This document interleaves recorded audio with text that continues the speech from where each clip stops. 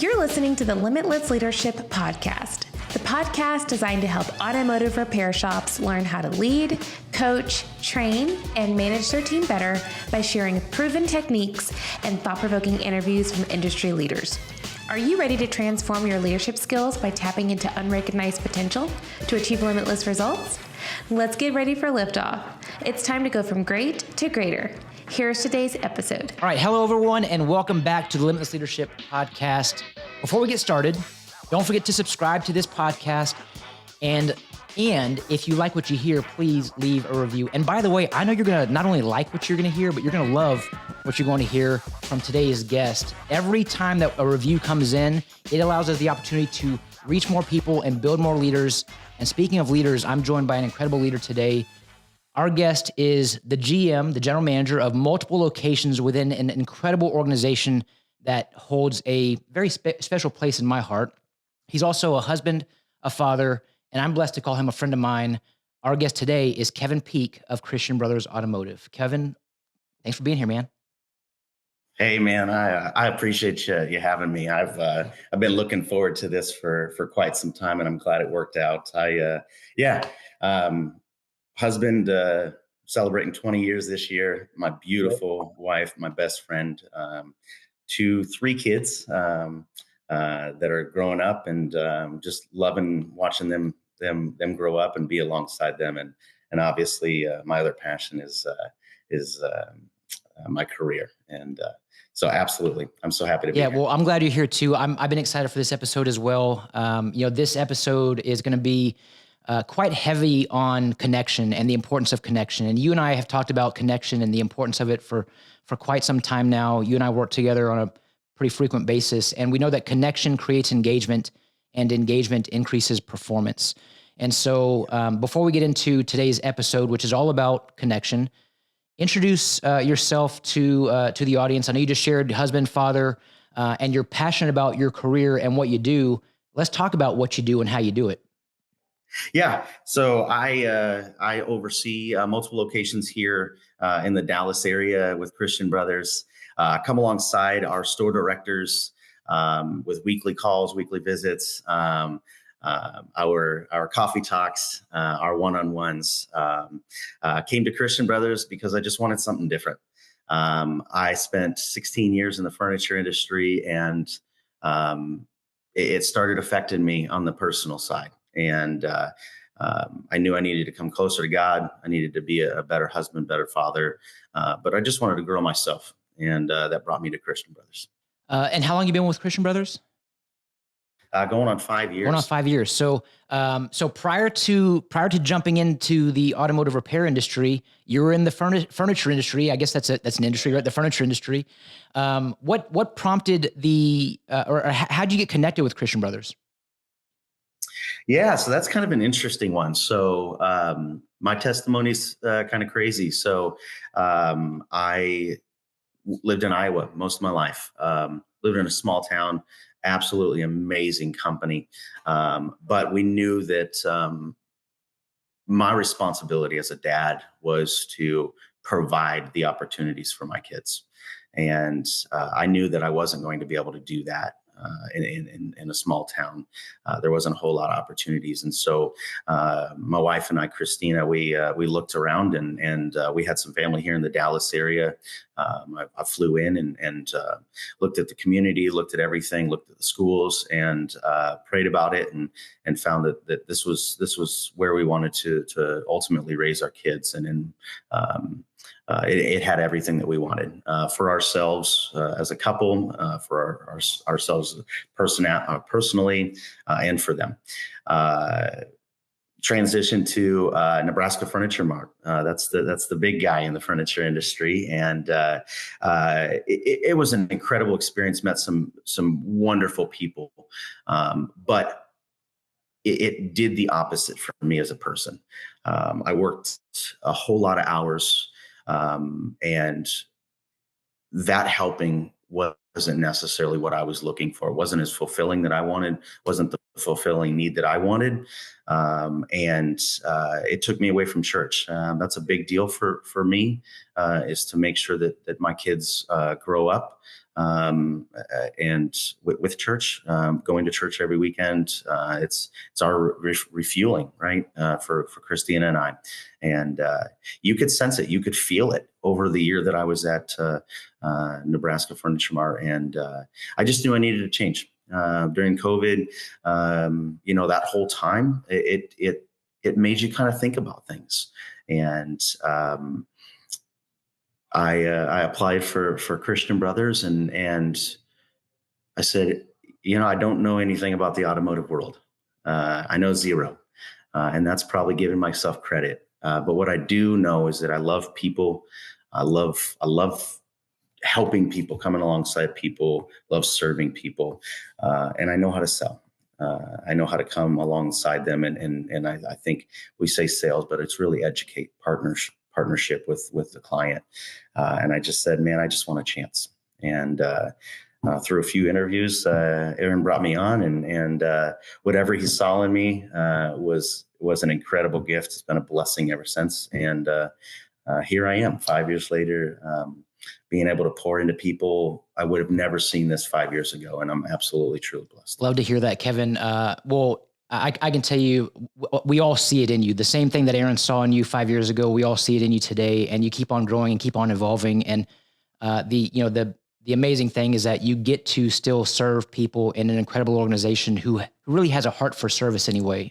Christian Brothers, as we all know, is really about serving people, and we get to use the vessel of automotive repair to do that in this type of industry that we're all in. And so love hearing your journey, and love that you're here today to talk about coffee talks. You alluded to coffee talks earlier. I call them one-on-one. Do you call them coffee talks? I love that you call them coffee talks, but I'm going to ask you, why do you call them coffee talks, and what do your coffee talks look like?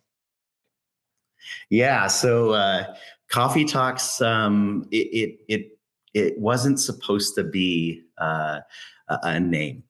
What it was I sat down and kind of to give the backstory with Slumberland, I was always responsible for one-on-ones, right, with my team. But at the end of the day, in a one-on-one, you're trying to gather information, but you're the boss, and they're the employee, and you're not going to connect the way that you need to connect, and it's not as genuine as it needs to be. And I think just over the years, I realized that I just wanted to love people. I wanted them to know my true heart. And when I came to Christian Brothers, and I knew that was something that I needed to do, I wanted it to look different. I use the whole the example that of your yard, right? My front yard's fully manicured. It's got beautiful flowers. It's got great mulch. Everything's swept off the sidewalks. Fresh paint, roof. But I have a privacy fence up. That analogy just says I'm going to show people what I want them to see, and that's essentially what the staff was doing. Right? They're saying, "Hey, Kevin, you can see my front yard. You have that connection with me where you're going to see what I want to present to you, but only the closest individuals. I don't know about you, but I know me, my backyard isn't as nice as my front yard. And only the closest people to me are the ones that I invite in my backyard. That's my private space. And I wanted to be somebody that they were comfortable with, that they would be able to invite into the backyard and really have the real conversations with them. But I knew I couldn't do it just by doing a one-on-one. That was too business. That was too formal. And I love coffee. I've always loved coffee. I've always been what I consider a coffee connoisseur, and so does everybody else. And so my intention was, let's get them out. Let me get them out. Let's get out of my office. Let's get out of the shop. Let's go sit down at a coffee shop and let's just talk. So here's me. Here's who I am. And who are you, right? And so my coffee talk with you, Josh, would just be, hey, who's Josh? How you doing, man? I let them navigate it. It's not supposed to be something that I run. It's supposed to be something where they feel like I'm loving on them and I care about them as a person. Um, it builds our connections. It allows for the conversations to be had organically. It allows for when I do have to come alongside them on the on the side of Christian brothers or as their boss, I've built a connection. I know how to speak into that more personally. It's not just a numbers game. It's not just the analytics. It's us coming and going, hey, like I know that we talked about this. That where's this is where we want to be. This is where we are. How can I help you achieve this goal? Not just the goal of the director or the service advisor or whatever it may be. How can I come alongside you to help you become a better husband or a better father or just a better leader or a better person? It was just so they knew I cared.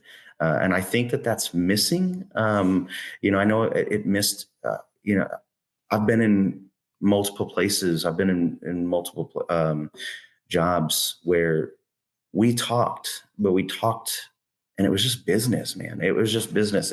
I knew when I left, like, I mean, I'm just Kevin. If I leave, they're going to find someone else. They might miss me for a second, but man, I didn't feel poured into. I didn't feel like a human. I didn't feel like a person, like a man.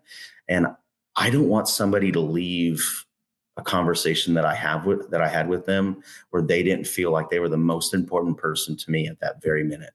I wanted somebody to feel like, man, that guy really cares about me. And doesn't matter his title. He truly cares about me and the situation that I'm going through. People don't care how much you know until they know how much you care. And I'll say it again, connection creates engagement and engagement increases performance. Why is this important? Because 70% of employees are disengaged at work, and they're disengaged because they don't feel seen, they don't feel heard, they don't feel valued. And one-on-ones and coffee talks and, I'm calling them one-on-ones, but you're even taking it a step further to really emphasize the importance of the connection side of things. And I love that you talked about how you who are scheduling the one-on-ones, you're not necessarily leading the one-on-ones. They're not really for us. They're for our team members. It's so that their voices are heard, their opinions matter, and their ideas are considered. So if I'm listening to this, Kevin, I'm listening to you talk about the importance of coffee talks. Question I'm thinking is, well, where do I begin? I mean, I've never done this. It feels strange. It feels awkward. I don't want to get comfortable, even though we know that growth and comfort can't coexist. Where do I begin if I want to start having coffee talks? What does that look like? Yeah. So I think the biggest thing is you have to be uncomfortable, right? Get comfortable with being uncomfortable. Build a block schedule, put it in there. In the automotive world, Josh, I work 55 hours a week. If I don't have enough time for a 1 hour block for 7 different people in my organization, I need to reconsider what my schedule is. So make it important.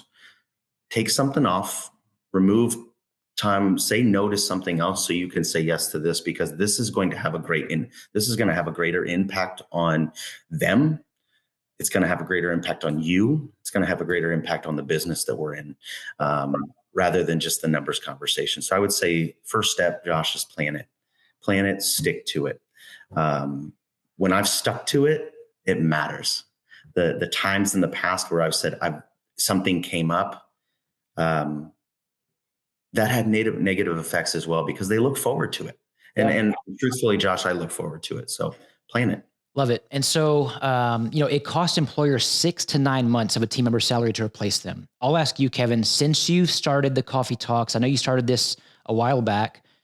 I'll ask you straight up, yes or no question. Has retention improved? Has retention increased at your shops? Simply put, yes, it has. Again, coffee talks is, Josh, you and I have had a conversation. There are over 6,000 automotive repair shops within a radius, a 100-mile radius of where I'm at. 6,000. That means that individual they can go work on a vehicle somewhere else. They can make a paycheck somewhere else. They can provide for their family somewhere else. They can be what they believe is fulfilled. But I truly believe that the connection that I am trying to make with these individuals will never be duplicated outside. And so we're no longer just a business. We're somebody that cares about them. And because I care about them, because they know that we care about them, it allows them to just work through things on a different emotion, going, hey, it's okay that I've dealt with the stress. I'm not just going to check out. I'm not just going to go, is the grass greener? Because we've already had that conversation. We've had so many conversations. If I'm talking in the personal with them, I probably saw it coming. Sure. Yeah. Right. And so we can hopefully speak into those. But if I was just having a one-on-one, I may not have saw that coming. You're speaking about the importance of being proactive, and many of us, especially in this industry, are really good at reactive communication. You know, we like for a lot of us when we have the one-on-ones, it's because we have to have the one-on-ones because something went wrong, and the one-on-ones are more for disciplinary reasons in this regard. However, you and I both know that's not what one-on-ones are about. That's not what coffee talks are about. We're being proactive well in advance. And we know that poor communication is costing shop owners 18% of total salaries being paid out on an annual basis. So if we can improve the connection to increase the engagement and subsequently increase the performance, that poor communication number is going from 18% and significantly dropping. I've had the pleasure of knowing you now for about 5 years. I mean, pretty much right around the time that you jumped on board with Christian Brothers. And thankfully I have the opportunity to continue to work with a number of your team members within your organization. And I see the benefits of this. I see the benefits. And we talk about it. I mean, the folks that I work with from your organization talk about how much they really enjoy the coffee talks with Kevin, and how important it is to them. And if you're listening thinking, can I make time for it? Kevin already said, look, we put in 55 hours a week. If we can't make time for our team members, what does that say about our greatest assets, which are our people? What does it say about you as a leader who is struggling to make time for someone who's giving you 55 plus hours a week? And we're not saying one-on-ones or coffee talks need to happen every single week, but I think a good cadence, and I'm going to defer to you to this on this, Kevin, but personally, I think a good cadence is probably every other week. And if we're meeting with someone every other week, let's call it 45 minutes at a time. That's 45 minutes out of 120-ish hours they're giving to your business. To me, if we can't find the time, I'm going to say, let's point in the mirror. Let's look in the mirror and point ourselves and say, what can I do differently? What can I do to show up better for our team? Yeah. And Josh, I agree with you. I think every other week, you want it to be impactful, right? I think sitting down with them on a weekly basis, I think it creates a checkbox where this is something I have to do. It's something that we want to do, right? I look forward to this time, like you had said. I personally, not just them, look forward to this time that I get to sit down with them and we just get to talk. We just get to talk. That's me and you having a conversation and growing as people together. I kind of look at it as a small group. That's just you and I connecting. Yeah. And you had said, Josh, leadership, right? I think even greater, it's servant leadership. It's coming alongside that individual and showing empathy, coming alongside of them and being aware of what they're going through, not just on the business side, but on the personal side, because that personal side affects the business side greater than some of us realize. Yeah. It's having the foresight to know how to pivot or know how to help them transition through things. It's just being somebody that actually actively listens to them. Somebody that doesn't disconnect in the middle of the conversation, somebody that doesn't pick up a cell phone in the middle of what they're saying is important. It's actively listening, saying, hey, I'm with you on this. I love that. And you're saying a key word. You said it a few times. You get to do this. You're not saying you have to. You get to have these coffee talks. Man, you also said another word that I want to highlight, and that is impact. You said it is impactful. And I think you might know where I'm going with this, because I'll say this, Kevin, you are definitely a forward thinking leader. You're someone who is always looking to grow and evolve, not only yourself, but your team as well. And if you're listening, and if you ever heard the term A3, an A3 document, an A3 document is designed to document and communicate the process of problem solving. But you've taken this A3 concept to a whole nother level with your newest creation, which I love, and I'm really excited to hear more about this. But you've created something called Impact, which is kind of like, I'll say it's like an A3 document on steroids.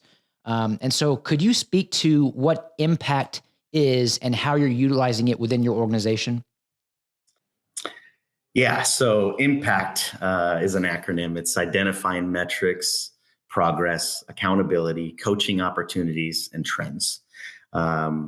It derived from, I would say that I would have loved to have made up the whole A3, but I didn't. It was rolled out to me years ago in a meeting, and it stuck with me. It was something that when I was in the middle of, when we were in the middle of trying to figure out how to change, how to embark on this new journey called 2025, right? And how to embrace what we learned, but grow in opportunities. One thing that stuck with me from my past was I remember being in those meetings where there was so much rolled out to me. It was almost like a stack of papers, and I didn't know what was important, what was the most important, what was the priorities, what was least important. All I knew is I need to stick to that whole thing, because my director was going to hold me accountable to those. And I've done the same, right? I've done the same in the past. This A3 concept simplifies that. So what it is A3 is actually a paper size, but what it really means is that's everything that I'm going to coach on, everything that I'm going to hold accountability to on one piece of paper, one piece of paper, and I've created it, and it's specific categories that says, hey, Josh, this is what I'm going to coach you on this year. This is what I want you to focus on. This is our coaching builds. This is the trend. This is what we did last year. This is the goals this year. What is our action plan, right? We talk about action plans, but I think bigger than that was not just action plans. Bigger than that was what are our rest stops in the middle? How do we know? When is our GPS check?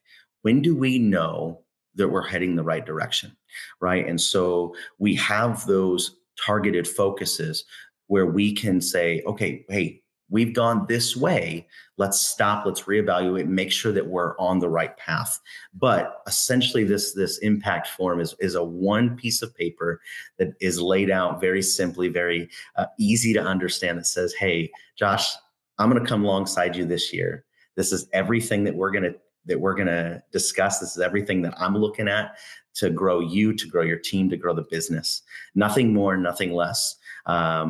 Because if you know, we can be proactive for this year. If you know how I'm going to teach or what I'm focused on per se, it allows you the comfort, the strength, and the confidence to go, yes, this is what I'm going to focus on before he gets there. And so you have the answers, right? You feel that you are well equipped to handle this year in front of you, because that's what your director's paying attention to. And so no more packet, no more multiple forms. If I'm rolling out the form, that means that I'm probably focused on two things, right? We've discussed when you're focused on more than one thing, Josh, you've got those percentages in front of you, right? But we tend to be less effective. I don't want that. Neither do they. So how do we do this in a different way? Love that. Yeah. Speaking of percentages, because I love percentages. When we write goals down like this, we have a 42% more likely chance of achieving those goals. And what you're referring to is when we focus on just one and only one, we have an 85% success rate in achieving that one. If we add a second thing to that, though, the 85% drops down to 40%. And if we add three things, if we're trying to do three things at the same time, simultaneously, it drops all the way down to 5%. So this clear and concise one pager, that's important, because you mentioned that it's one page 3 different times. It's a one pager for a reason. It's user friendly. Like, we live in a day and age when there is information overload at our fingertips. And so being able to make it clear and concise, put it on one page, that makes things significantly easier to understand the why. And when the why is clear, the how is easy. So man, kudos to you for this creation. And by the way, among many, because you have a lot of things that you're working on. This is just your most recent one, which I really love. I love the fact that you and the rest of your organization is constantly looking for ways to improve and evolve and grow and develop. And it's not just you, it's your team as well. And when the leader gets better, everyone gets better. So speaking of leadership, you talked about servant leadership earlier. You alluded to it. I'm going to straight up ask you, Kevin, what does leadership mean to you? That's a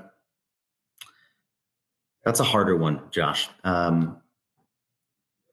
Leadership to me means coming alongside somebody, learning who they are as a person, getting to know the person, but not just leading them, helping lead their families, providing for them, having empathy. I think it's even greater. I think it's taking something from them, learning from them, being open to being a student. The smartest person in the room is the person who doesn't know that they're the smartest, right? It's being open to saying, hey, I didn't do right this time either, right? Being humble enough to know when I did wrong and when I led them the wrong direction or where I didn't have it right. Leadership to me is just helping people become better versions of themselves. Hey, I don't know why you think that's a hard answer, because you just crushed it. Like, that is an amazing answer. And you're absolutely right. I think when we can connect with folks through authenticity, humility, vulnerability, you're able to be a student and not just a teacher. And a lot of us as leaders, we feel like we always have to have the answer. We can never be wrong, or we always have to give directive after directive after directive. But as leaders, we're trying to provide clarity and direction. And we can provide direction through questions, living curiously. And when we're in a curious mode, we're in learning mode and in growth mode. So, man, I think that is a phenomenal thought on leadership. And if I'm listening and I'm thinking, man, like, I'm looking for a leader who is curious and who's also a student, because I'm not used to that. I'm looking for someone who can show up the way that you guys show up for each other. Put these coffee talks into practice. I promise you they're going to work. I promise you're going to find out a lot of things about your team members, and even about yourself that you didn't know, because your answers, your discovery of yourself and your team will come often from within, and it's through those questions. And so, man, I think this is great. I think here's a very important question. I think we got to cover. This is one of the most important questions. You're having a lot of coffee talks, which means you're having a lot of coffee. So what is your coffee of choice? Like, what's your go-to? What's my go-to coffee? Like, do you have a specific order or anything? I love coffee. I would rather have coffee just black, the way that God made it. I think I love the way that it tastes. I love knowing if it's a single origin. I love being the simplicity of coffee. I'll tell you, Josh. I love coffee talks so much that sometimes I have more than one in one day, and that second coffee talk, I can be a little bit more jittery, and so maybe sometimes it's a secret, but maybe sometimes I put a little tea in that. But that, I guess it's not a secret anymore. So I would say black. I just like it regular, the way that it was meant. Okay, that's fair. Hey, great answer. Once again.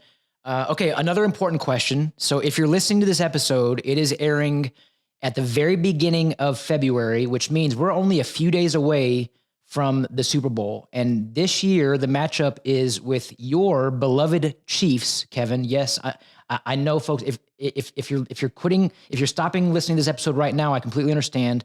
Another Chiefs fan, but me and the rest of America are going to be Eagles fans, for the Super Bowl. So I'm sorry, not sorry, but I got to ask you, Kevin, I know you're a Chiefs fan, diehard Chiefs fan. Final score, what's your prediction? Man, 24-28 Chiefs. 24-28 Chiefs. Okay, high scoring game. I don't know what the over-under is, but it's probably going to be the over. Okay, 24-28 Chiefs victory. First three-peat in Super Bowl history. First three-peat. That's the new dynasty, Josh. We will see. I'm unfortunately, I don't know that you're wrong. But now, officially, the last question for you, Kevin. Man, once again, I don't want to just skim over this. You are an incredible leader. I love the fact that we got you on this podcast. Love what you're doing for an incredible organization. But I also know that you are someone who is always not just a teacher, but also a student yourself. You're always learning. You're always trying to grow and develop and sharpen your axe and level up in multiple areas of your life. I'll ask you, best advice you've ever received from a coach or a mentor? Wow. Josh, I've been thinking about this one because I pride myself into really, really being a student and having incredible mentors in my career. I would say I would say the best advice that I've ever had is clear is kind.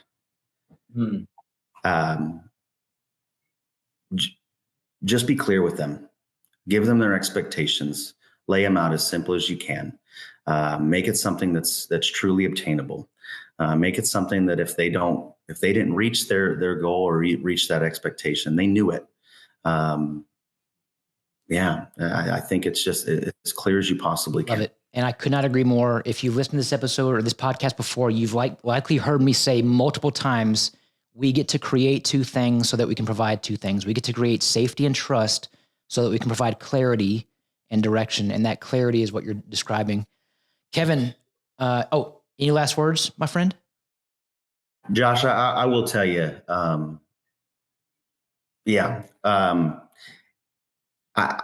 I think sitting down with you, and I know you said at the beginning of the call that we've been waiting for this. What I'll tell you is that I've been waiting for this. When I met you 5 years ago, I knew that there was going to be a connection. I knew that whether there was going to be a connection because you commented on my shoes and I loved those shoes, but it stuck with me. And I think that when Aaron said that you were going to coach, help coach the team, or that was going to be an opportunity that they would be able to take if they wanted. I was a big believer in that. I'm a big believer in what you do. I'm a big believer in how you do it and how you pour into people and how you love on people, because I know that I'm a better person just in the short time that we've been able to talk. And I know that I'm a better person because of the time that we've had over several years. One thing that you said how many the mentors that poured into me. And I know that this is just a quote that is said by a lot of people, right? But it's people don't care how much you know until they know how much you care. That is one of the most impactful quotes that I've ever heard. And that speaks alongside the coffee talks. That speaks alongside of why we do what we do. We're not in the car business, Josh. We're in the people business. My whole reason for being here and doing what I do is to just grow people. Success isn't numbers. Success is what they feel in their heart. And if they're a better person than they were yesterday or last month or last year, and I affected that by any stretch, that was success. We can grow numbers together, but growing people and growing behaviors and growing traits is why we do all this. So I just thank you for your friendship and what we've been able to do. And I'm super excited that we get to continue to partner. I am too, Kevin. Man, thank you for that. And I appreciate all those kind words. And thanks for being here, man. Like I'm really pumped that you're able to jump on this podcast. Hopefully it's not the last time on this podcast. And so I know you got a wealth of knowledge that we can share. And, thankfully Coffee Talks is just one of them, but thanks again for being here, man. Absolutely, man. Thanks for having me. Each episode, we look to transform our leadership skills by tapping into unrecognized potential to achieve limitless results. So thank you again for tuning in. Thanks for being here. Have a great day, everyone. Don't forget to smile today. Tell your loved ones how much they mean to you. I'm Josh Parnell, reminding you to keep leading